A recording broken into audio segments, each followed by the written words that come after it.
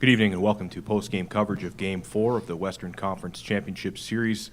The Windsor Spitfires grind out a big road win tonight, joined by head coach Marc Savard, as well as forward Wyatt Johnston. And coach, what you could call, a hard-working road win in the playoffs there. I know, you got up a few goals, and it looked like it might have been a bit of deja vu there, but you definitely calmed the guys down. Maybe walk us through it.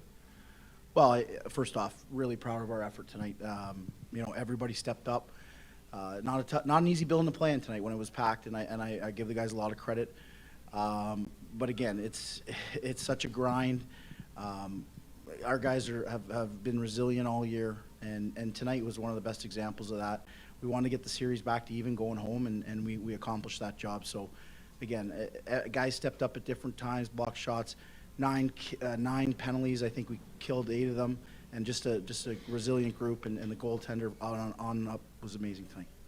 Wyatt, I know putting up points and scoring goals is your forte. You did that 21 seconds into the game tonight, but it was definitely one of those games where even a guy like yourself kind of had to pay the price and be willing to battle hard. And I think up and down the lineup, you probably saw that. Anyone in your lineup maybe jump out at you as a guy who really went the extra mile tonight?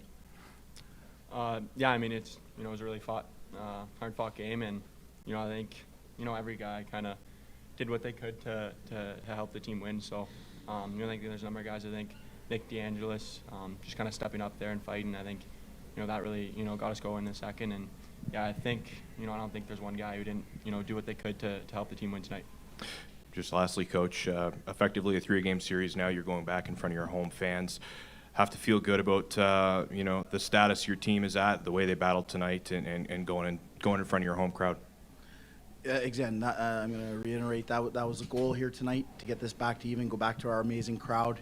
I know they're going to support us. It's going to be a fun game, and I think that was the message after the second. Guys, this is fun. This is what we play hockey for. Enjoy the moment. You're going to look back in a long time, and I said I'm 44 and a little bit overweight, but I look back at the days and I love it. So I'm really enjoy the moment. It's a lot of fun, and the guys went out there, and like I said, I was really, really happy with the third period. Are there any questions, guys? Feel free to use the microphone if you have one, Ramo. Coach, how do you keep the guys from going so low to such a high to win? How do you keep everybody level-headed? Well, we got a great leadership group, with Johnny, obviously, and Cools, and Henny, and the list goes on. Perry and Ribsy had the A on tonight because Zeitz isn't here. D'Amico was amazing. But again, at the end of the day, we're a group. We're focused on an end game, and it doesn't take a lot to talk to these guys. They've been amazing all year, and we've practiced this. We've talked about it through our 13-game winning streak when we won 13 straight. We were preparing for these moments right here, and it paid off here tonight. And obviously, like you said, the second period, last game, the talk after the game was, this is a learning curve that we got to go through to get to where we want to be, and the guys responded. Back with more post-game coverage of Game 4 of the Western Conference Championship Series. Tonight's final score, 4-2 in favor of the Windsor Spitfires, joined now by Flint Firebirds head coach Ted Dent, along with captain Brennan Othmann.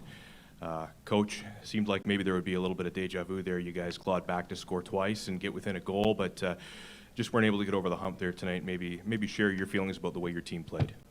Yeah, it was a valiant comeback for sure. We almost did it, fought to the end.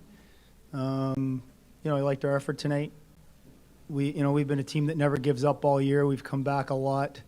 We've won a lot of overtime games with late goals with the goalie pulled and things like that. So there was never a doubt that we'd make an effort to come back, and proud of the group tonight. Brennan, you had a pair of assists tonight. You guys certainly had your chances in the power play and came close a few times, but you look at the series as it stands now. It's effectively a 3-game series, and how do you feel going into your next challenge? Yeah, still pretty confident. Obviously, it's 2 good teams going at it, and it's best of 5 now. So we're confident in our group. We're confident in our organization, and it's going to be a good matchup there on Sunday and going forward. So yeah, we're excited. It's a good game tonight both ways, and just couldn't pull it out tonight.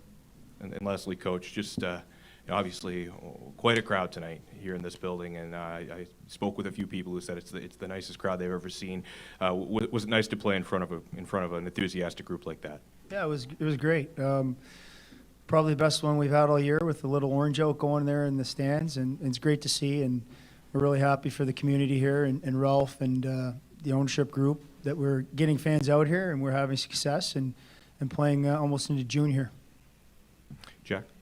Brendan, for you guys, obviously, I'm sure it's echoed in the locker room each and every game. But well, what's in the start? What's going on? It's 3 straight games. You guys have dropped down 3-0. How do you guys, keep, I guess, start better in Game 5? Yeah, that seems to be our weak point right now.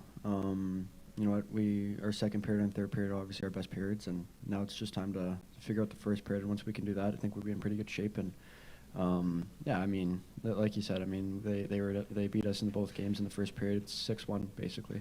So they didn't score any goals in the second and third period except for that empty net goal. But you know what? Our guys need to do a better job in the first period and need to get more dialed in. And you know what? We can't wait for the end of the period to get dialed in. We need to go right away, and you know what? We need to figure it out real fast, or else we'll be in trouble. Following up on that. Go ahead, Jason. Yeah, Ted, how do you try and get things going so that you guys don't fall into that hole? You know, will that be the point of emphasis, I'm guessing, heading into Game 5? Yeah, I mean, we kept it close. Yeah, I mean, obviously you want better starts. You want to get a lead if you can, but it's the OHL, right? There's no lead that's safe in this league, as you see by the scores in the regular season. I mean, there's teams that come back and score 5-6 goals in a row in this league. It's a young league.